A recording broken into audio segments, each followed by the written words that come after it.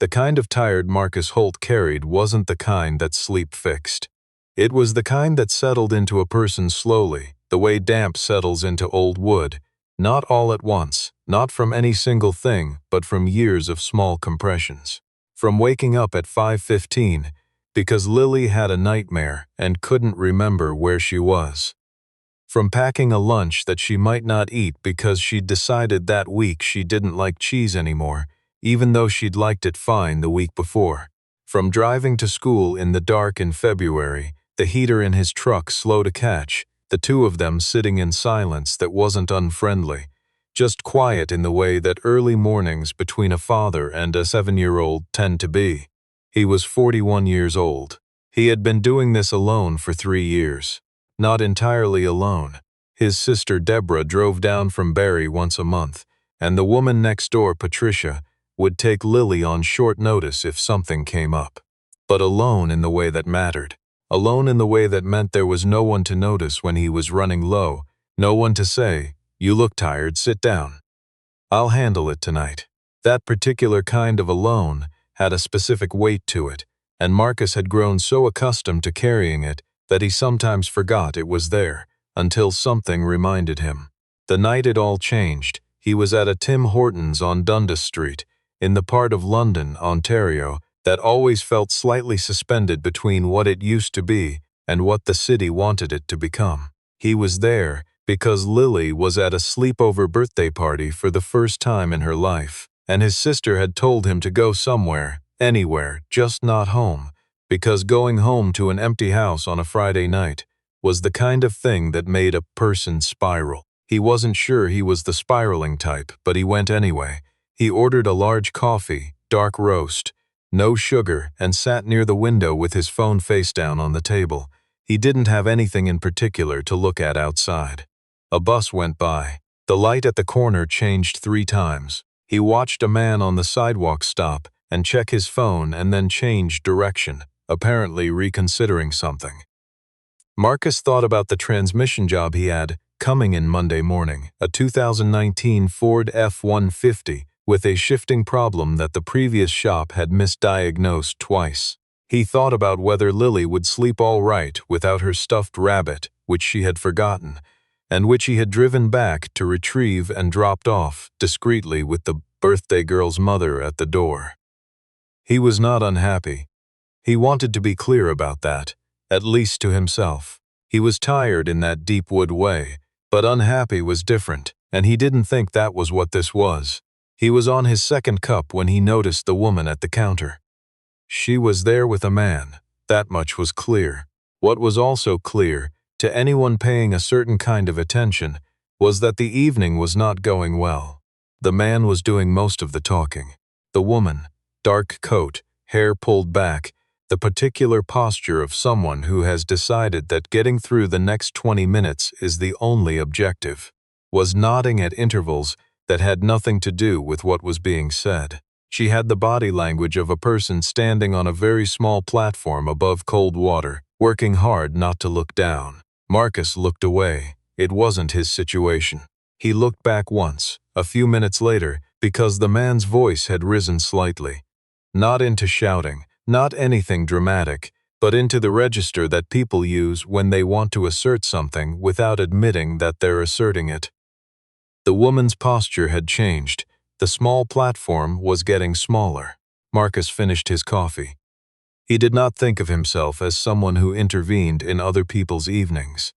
He was a private person by habit and by temperament, the kind of man who held doors and returned extra change and otherwise tried to move through the world without creating friction. He had learned, over years of working in shops where the culture was loud and the humor was blunt, and the hierarchy was enforced in ways both spoken and unspoken, to keep most of himself to himself. But there was something in the woman's face. Not fear, exactly, more like a very disciplined exhaustion, that was familiar to him. He recognized it the way you recognize a song you haven't heard in a long time. You don't need to name it to know it. He stood up, picked up his cup, and walked to the counter. He didn't make a production of it. He didn't insert himself loudly, or with any announcement of purpose. He simply arrived beside her as if by coincidence, and said her name. He didn't know her name, of course, so he said Sarah, which was wrong, but said it in the tone of someone who knew exactly where they were and why, and then said that he was sorry he was late. That traffic on Adelaide had been a mess. The woman looked at him. For one long second she said nothing. Then she said, "It's okay, I just got here." The man with her went very still. Marcus turned to him with an expression of complete and unperformative neutrality, and said that he hoped he hadn't interrupted anything, that they'd had plans all week, and that he was sure this gentleman understood. He said it without aggression.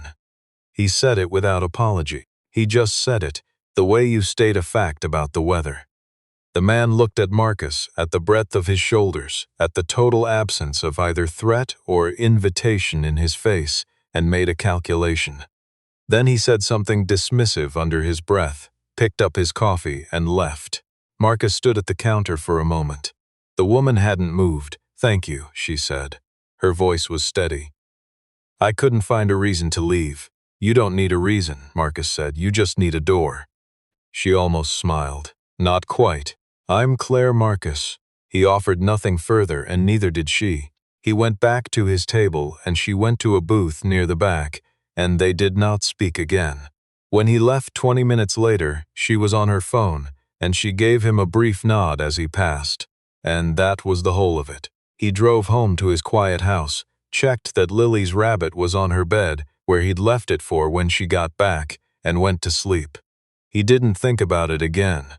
The job he'd applied for was not one he'd expected to get. That was the honest truth, and Marcus was an honest person, sometimes to his own inconvenience.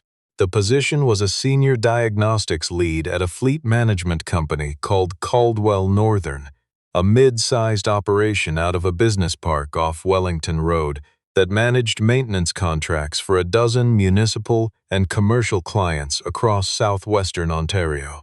It was a real job, a significant job, the kind with a salary that would let him fix the furnace without doing arithmetic first, the kind with benefits and a pension contribution, and the possibility, eventually, of something like stability. He had applied because his friend Derek had told him to, and because Derek had a way of refusing to accept Marcus's assessment of his own limitations.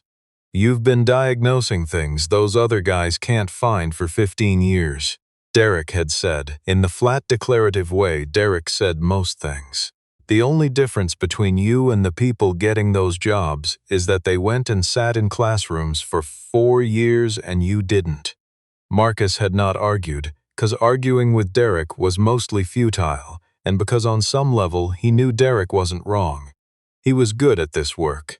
He was, if he was being truthful about it, exceptionally good at it, not in a way he talked about, but in the way that his regulars talked about it, the way they sent their neighbors to him and their adult children, and eventually their neighbors' adult children.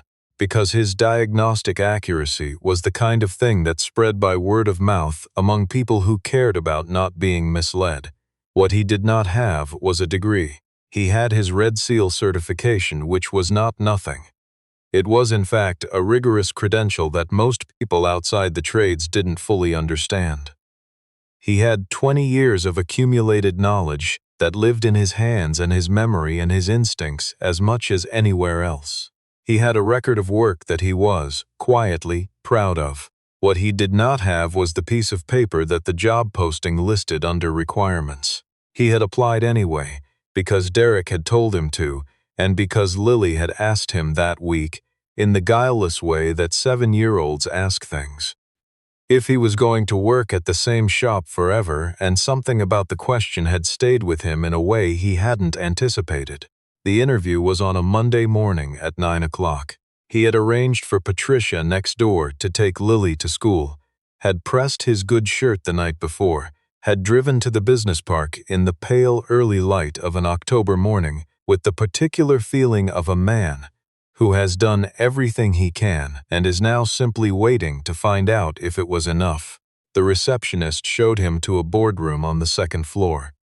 There were 2 people already seated at the table, a man named Gerald Fitch, whose business card identified him as Director of Operations, and a woman whose back was to the door when Marcus entered. She turned around when he came in. He recognized her immediately. He suspected she recognized him at the same moment, though her face gave away nothing, not surprise, not warmth, not awkwardness. Just the composed attention of someone whose job in this moment was to conduct an interview. "Mr. Holt," she said, "I'm Claire Beaumont, VP of Fleet Operations. Thank you for coming in. Thank you for having me," Marcus said. He sat down. She looked at him across the table, and there was something careful and deliberate in her gaze that he could not entirely read. And then she opened the folder in front of her and the interview began. Gerald Fitch asked most of the early questions about his certification, his experience, his familiarity with fleet-scale diagnostic systems. Marcus answered clearly and without embellishment, the way he answered most things. He was not a man who performed confidence. He simply described what he knew and had done, and let it be whatever it was. Claire Beaumont listened. She made notes. She did not look at him with any particular expression, and she asked no questions in the first 30 minutes. Then Gerald Fitch reached the end of his list and sat back slightly, and Claire Beaumont set down her pen. "Mr. Holt," she said, "I'd like to ask you something a little different. Go ahead. Can you tell me about a time when you saw something that needed to be fixed, but that wasn't your job to fix? Not a technical problem. Something else, and what you decided to do about it." The room was quiet. Gerald Fitch shifted slightly in his chair, the way people do when a question goes somewhere they weren't tracking. Marcus looked at Claire Beaumont. She looked back at him with an expression that was entirely professional and entirely unreadable, and he understood in that moment that she had not forgotten Friday night, that this question was not about Friday night, and that his answer would need to be true regardless. He thought about it for a moment, a real moment, not a performed pause. He told them about a situation from 4 years ago when he had been working as a senior tech at a shop in Hamilton. A customer had brought in a car, a woman, mid-60s, recently widowed, who had been told by a previous shop that she needed an engine replacement. The estimate had been substantial enough that she had come in to get a second opinion, with a kind of quiet desperation that Marcus had recognized as a person trying very hard not to be afraid. He had gone through the car. The engine was fine. What she had was a failing sensor and a coolant line that had been improperly rerouted during a previous repair, which was causing false readings. The fix had taken 3 hours and cost her less than $400. He told them the story without commentary. He did not editorialize about the first shop, did not use the word dishonest, did not frame himself in any particular light. He just told them what had happened. "Fixing it wasn't your job," Claire Beaumont said when he finished. "Finding out what was actually wrong was my job," Marcus said. The rest followed from that. She wrote something down. "One more question," she said, and her voice was the same as it had been all morning, measured and precise. "If you had known, on Friday evening, who I was, not my name but my possession, my company, the fact that I was going to be conducting this interview, would you have done anything differently?" Gerald Fitch looked up from his notes. The question sat in the room. Marcus didn't hesitate, not because the answer was easy, but because it was the only answer that was true. "No, nothing. I might have introduced myself with my actual name." A pause. Claire Beaumont looked at him for a long moment. Then, for the first time that morning, something shifted in her expression. Not a smile, exactly, or not only a smile. Something quieter than that. Something more like recognition. "Thank you, Mr. Holt," she said. "We'll be in touch." He took Lily to the park after school that day, because the weather had gone unexpectedly warm for October, the kind of afternoon that feels like the season changing its mind at the last minute. She ran ahead of him on the path with the disproportionate urgency that small children apply to things that don't require urgency, and he walked behind her with his hands in his jacket pockets. And the sun came through the trees in the long, flat way it does in autumn, and he thought about nothing in particular. She came back to him eventually, breathless, and took his hand. "Dad," she said. "Yeah, what are you thinking about?" He looked at her. She had her mother's eyes, dark, direct, the kind that seemed to be taking inventory. He had never been able to look at that particular expression without feeling something that didn't have a clean name. "I'm thinking about a story," he said. "What kind of story?" "The kind where you do the right thing and you don't know if it matters, and then it turns out it did."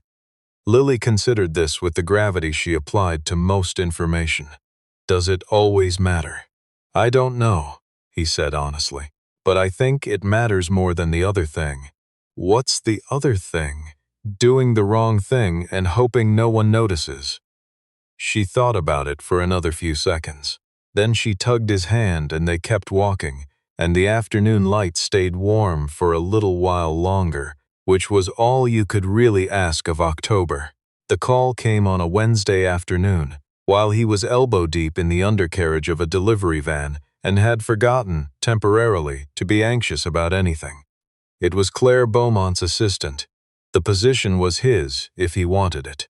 The start date was negotiable. The salary was what had been posted, with a sign-on allowance for tools and equipment. He said yes. He cleaned his hands. He sat in the office at the back of the shop for a minute, alone, and thought about his wife and about Lily and about the transmission job he'd finished that morning, the one that 2 other shops had gotten wrong. And he thought about a woman in a dark coat at a counter on Dundas Street who had said, quietly and without drama, "I couldn't find a reason to leave." He hadn't given her a reason. He'd just pointed out that the door was already there. He thought, now, that maybe that was how most things worked, not through grand gestures or perfect timing or the right connections in the right rooms, just through the ordinary, unglamorous choice to do the honest thing in the moment you were actually in, without knowing who was watching or whether it would ever matter. Most of the time it didn't come back to you. He knew that. He'd lived long enough to know that the world doesn't balance its books the way stories suggest it does. But sometimes it did, and when it did, it wasn't luck. It was just who you'd been all along, catching up with you.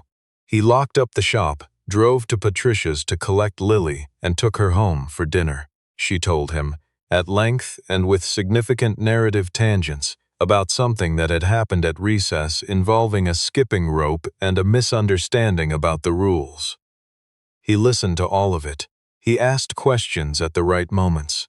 He put dinner on the table, and they sat across from each other in the small kitchen, with the light on and the dark coming down outside the window, and it was, like most evenings, entirely ordinary. And it was like most evenings exactly enough.